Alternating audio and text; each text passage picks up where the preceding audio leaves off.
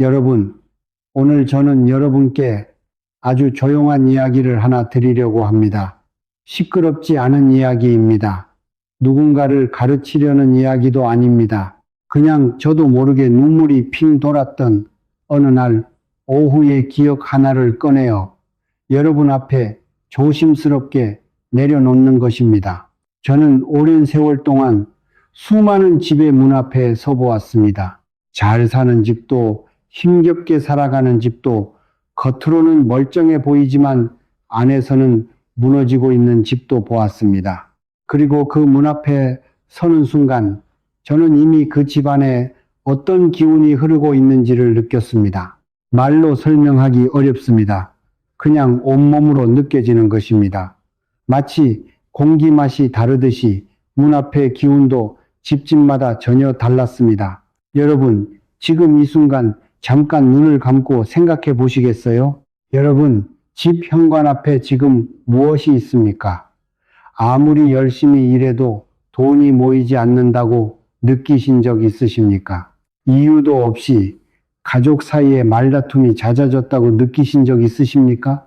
몸이 자꾸 아프고 기운이 없고 뭔가 늘 무거운 것이 어깨 위에 얹혀 있는 것 같다고 느끼신 적 있으십니까? 저는 오늘 여러분께 그 이유 중 하나를 말씀드리고 싶습니다. 아주 작고 아주 가까운 곳에 있는 이유입니다. 바로 여러분 집의 현관 앞에 있는 이유입니다.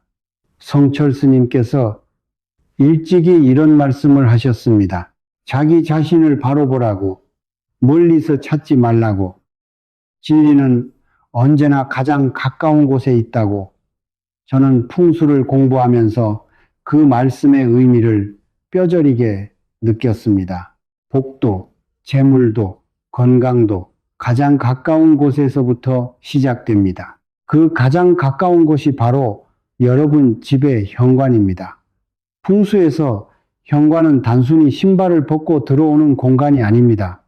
현관은 집의 입구이고 기운의 문입니다. 좋은 기운이 들어오는 첫 번째 통로이자 나쁜 기운이 쌓이기 가장 쉬운 첫 번째 장소입니다.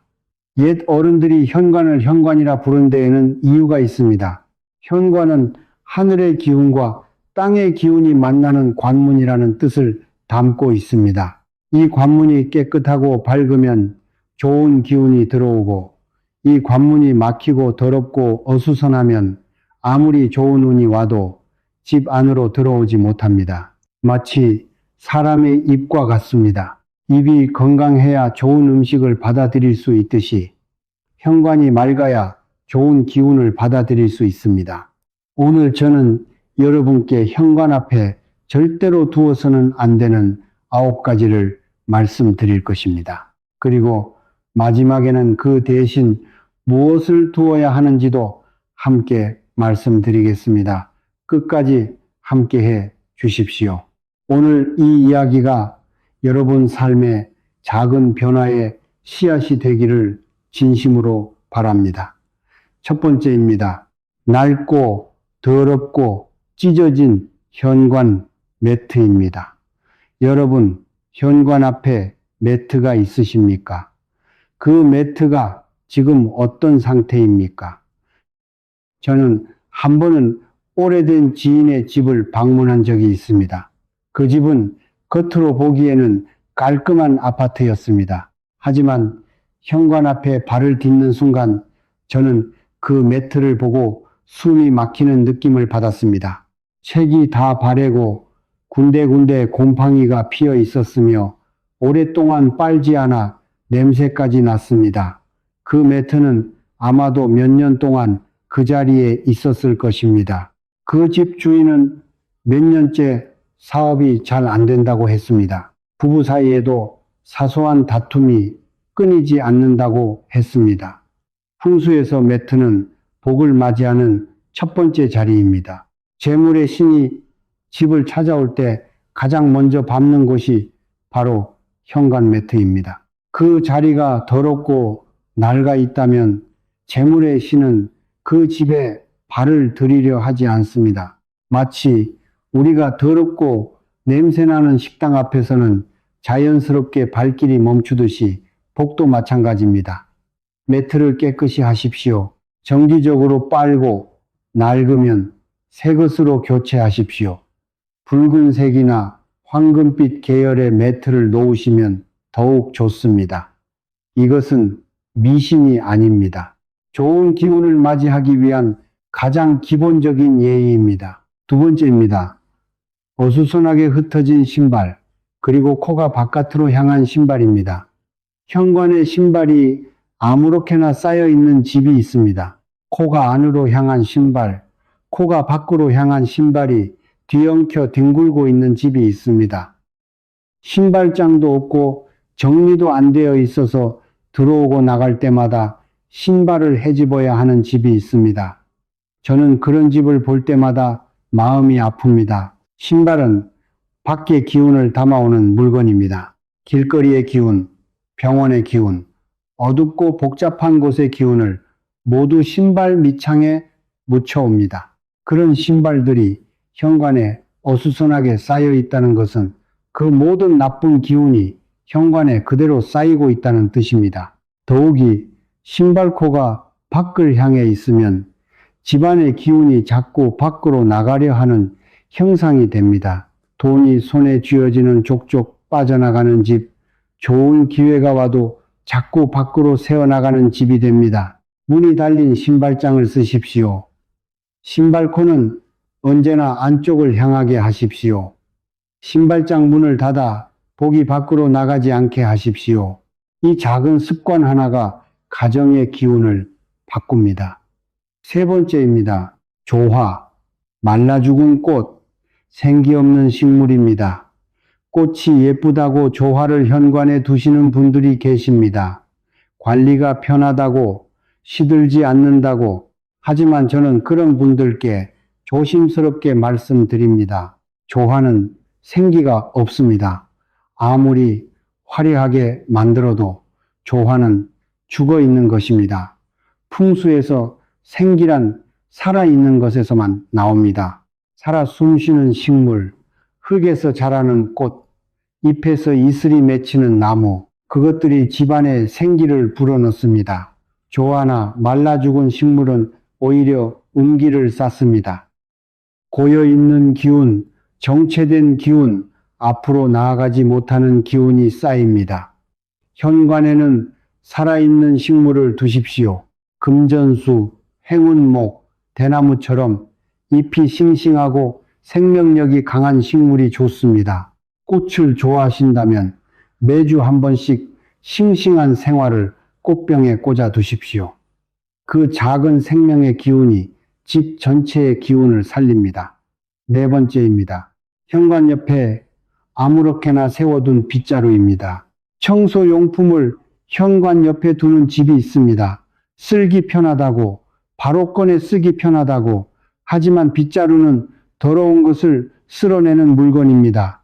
먼지를 담고 나쁜 기운을 담고 집안의 쓰레기를 담는 물건입니다. 그런 물건이 현관 옆에 서 있다는 것은 마치 집의 문지기가 오염된 옷을 입고 서 있는 것과 같습니다. 좋은 기운이 들어오다가 그것을 보고 물러섭니다. 빗자루에 쌓인 운기가 바람에 실려 집 안으로 역류합니다. 빗자루는 반드시 문이 달린 수납 공간 안에 넣어 두십시오. 절대로 현관에 드러나게 세워두지 마십시오. 쓰고 난 후에는 바로 제자리에 넣는 습관을 들이십시오. 이것이 집의 기운을 지키는 아주 기본적인 방법입니다. 다섯 번째입니다. 현관 가까이에 둔 세탁기입니다. 좁은 집에 살다 보면 어쩔 수 없이 세탁기를 현관 가까이 두는 경우가 있습니다. 저도 그 불편함을 이해합니다. 하지만 풍수적으로 이것은 아주 좋지 않습니다. 풍수에서 물은 재물을 상징합니다. 물이 흐르는 방향, 물이 머무는 방향에 따라 재물이 들어오기도 하고 나가기도 합니다. 세탁기는 물을 끌어들였다가 내보내는 기계입니다. 그런 기계가 현관 가까이에 있다는 것은 재물이 들어오는 입구 바로 옆에서 재물이 자꾸 빠져나가는 형국입니다. 돈이 들어오는 족족 어디론가 사라지는 느낌이 드신다면 세탁기 위치를 한번 확인해 보시기 바랍니다. 세탁기는 동쪽이나 동남쪽으로 옮기시는 것이 좋습니다. 목의 기운이 물의 기운을 받아들이기 때문입니다. 공간이 정말 여의치 않다면 세탁기 주변을 깔끔하게 정리하고 세탁기 위에 아무것도 올려두지 않는 것부터 시작하십시오. 6번째입니다. 현관 정면을 향해 걸린 거울입니다. 거울은 공간을 넓어 보이게 한다고 해서 현관 정면에 거울을 거시는 분들이 많습니다. 특히 외출 전에 옷 매무새를 확인하기 편하다고 현관문 바로 맞은편 벽에 큰 거울을 다시는 경우가 있습니다. 하지만 이것은 풍수적으로 가장 조심해야 할 배치 중 하나입니다. 거울은 반사합니다. 들어오는 것을 그대로 되돌려 보냅니다. 재물의 신이 문을 열고 들어오는 순간 거울에 비친 자기 모습을 보고 깜짝 놀라 뒤돌아 나갑니다. 좋은 기운이 집안에 자리를 잡기도 전에 거울에 반사되어 다시 문 밖으로 나가버립니다. 사업을 하시는 분 중에 현관 정면에 거울을 두고 계신 분이 있다면 오늘 당장 옮기시기 바랍니다. 돈이 들어왔다가 금방 빠져나가는 이유 중 하나가 여기 있을 수 있습니다. 거울은 현관 옆 벽에 거십시오. 절대로 문을 향해 정면으로 거는 것은 피하십시오. 7번째입니다. 멈춰있는 시계 혹은 건전지가 다 닳아 죽어버린 시계입니다. 시계는 시간을 나타냅니다. 시간은 곧 삶의 흐름이고 기운의 흐름입니다. 시계가 멈춰 있다는 것은 그 집안의 기운도 멈춰 있다는 신호입니다. 일이 진행되지 않고 변화가 오지 않고 운이 정체되어 있다는 뜻입니다. 저는 오랫동안 알고 지낸 한 분의 집에 방문했을 때 현관 바로 앞에 걸린 시계가 몇 달째 멈춰 있는 것을 본 적이 있습니다.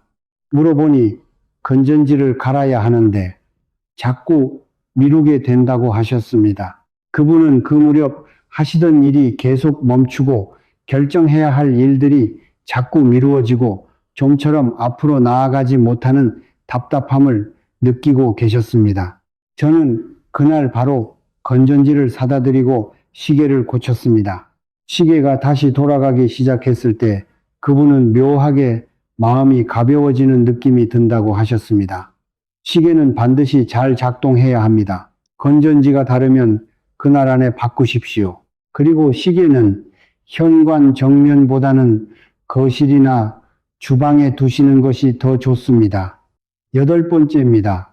현관을 가로막을 만큼 크게 자라 빛을 차단하는 나무입니다. 집 앞에 오래된 큰 나무가 있는 경우가 있습니다. 여름에 그늘도 되고 보기에도 좋고 그 나무 아래서 쉬는 것도 즐겁습니다. 저도 나무를 좋아합니다. 하지만 그 나무가 현관을 가리고 있다면 이야기가 달라집니다. 큰 나무의 넓은 가지가 현관 위를 뒤덮으면 햇빛이 집 안으로 들어오지 못합니다. 양기, 즉 밝고 따뜻한 기운이 막힙니다. 집안이 어두워지고 습기가 차고 음기가 짙어집니다. 그런 환경에서는 사람도 자꾸 기운이 없어지고 몸이 자주 아프게 됩니다. 또한 큰 나무의 뿌리는 집의 기운을 땅 아래로 빨아들이는 경향이 있습니다. 재물의 기운이 나무 뿌리를 타고 땅 속으로 들어가 버리는 형상입니다. 나무는 아름답습니다. 하지만 정기적으로 가지를 다듬어 주십시오. 햇빛이 현관 앞에 충분히 닿을 수 있도록 해 주십시오. 빛이 들어오는 집에 복이 들어옵니다. 9번째입니다. 현관 앞에 놓인 쓰레기통 혹은 며칠째 쌓인 쓰레기입니다. 마지막으로 말씀드리는 이것이 어쩌면 9가지 중에서 가장 강력하게 복을 막는 것일지도 모릅니다. 쓰레기는 과거의 잔재입니다. 이미 쓰이고 버려진 것들, 더 이상 필요 없는 것들, 냄새나고 더러운 것들의 집합입니다. 그 쓰레기통이 현관 앞에 있다는 것은 집의 입구를 쓰레기가 지키고 있다는 뜻입니다. 재물의 신은 절대로 그 문을 두드리지 않습니다. 생각해 보십시오. 여러분이 누군가를 방문하러 갔는데 그 집 문 앞에 쓰레기가 쌓여 있다면 어떻겠습니까? 자연스럽게 발길이 멈추지 않겠습니까? 복도, 좋은 기운도, 재물도 마찬가지입니다. 쓰레기는 매일 저녁 자기 전에 버리십시오. 쓰레기통은 반드시 보이지 않는 곳에 두십시오. 현관 앞에는 절대로 쓰레기통이 있어서는 안 됩니다.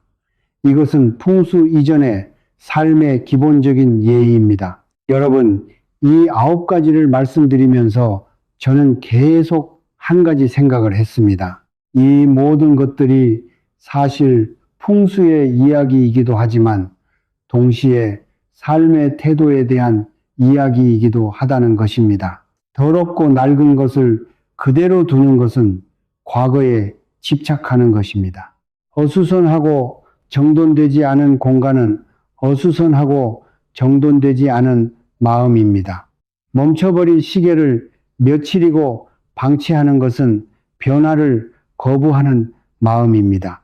쓰레기를 현관 앞에 두는 것은 과거의 짐을 아직도 놓지 못하고 있는 것입니다.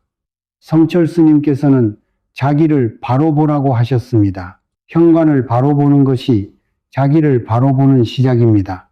현관이 맑아야 집이 맑고, 집이 맑아야 마음이 맑고, 마음이 맑아야 삶이 맑아집니다. 그렇다면 이 9가지를 치운 자리에 무엇을 두어야 할까요? 저는 3가지를 권해드립니다. 첫째는 싱싱한 초록 잎의 작은 화분입니다. 금전수나 행운목처럼 잎이 동그랗고 생명력이 강한 식물이 좋습니다. 생기를 불어넣고 양기를 끌어들이고 재물의 기운이 머무르게 합니다. 가격이 비싸지 않아도 됩니다. 작고 소박해도 됩니다. 살아있으면 됩니다. 둘째는 깨끗한 현관 매트입니다. 붉은색이나 황금빛 계열이 좋습니다. 재물의 기운을 맞이하는 첫 번째 자리이니 늘 깨끗하게 관리하십시오. 셋째는 현관 오른편에 달린 작은 풍경입니다.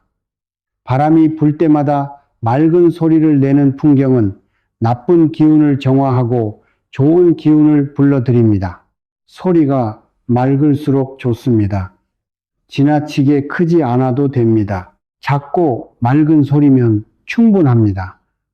이 3가지를 두고 나서 현관을 바라보면 여러분 스스로도 느끼실 것입니다.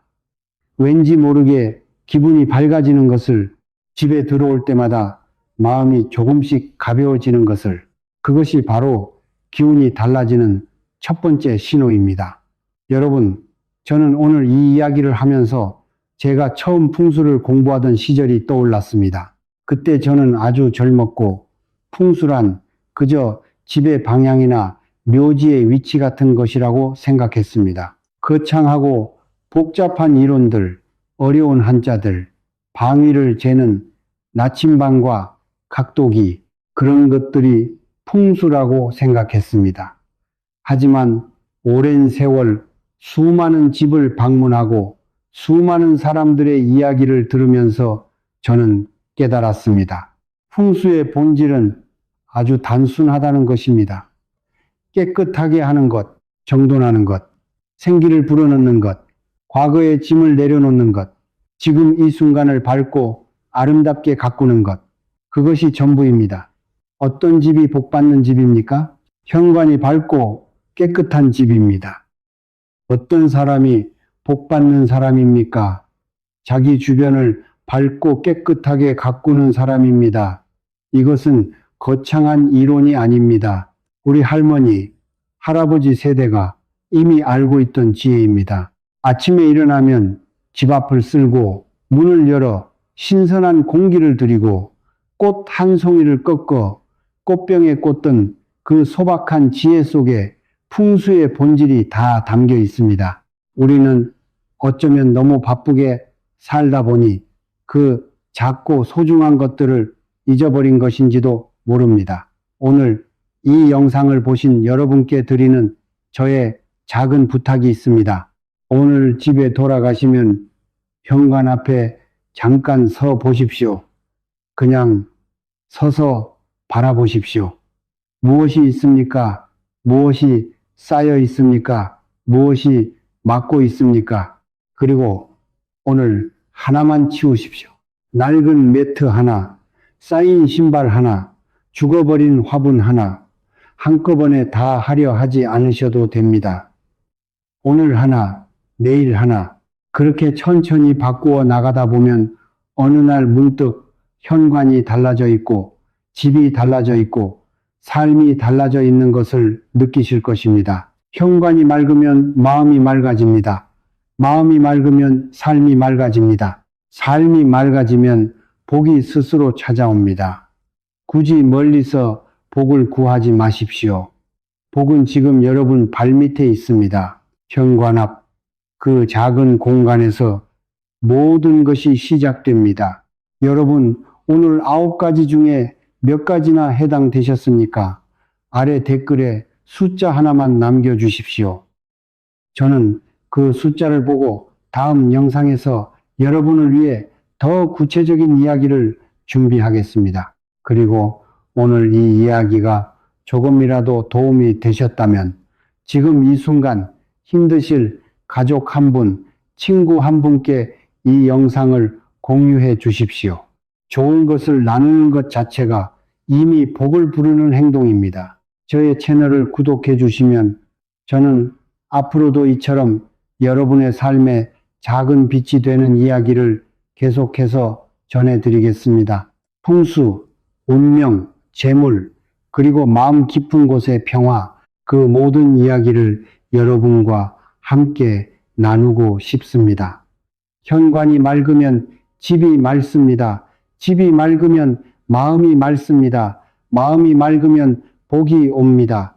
오늘도 여러분의 하루가 맑고 따뜻하기를 진심으로 바랍니다. 감사합니다, 여러분.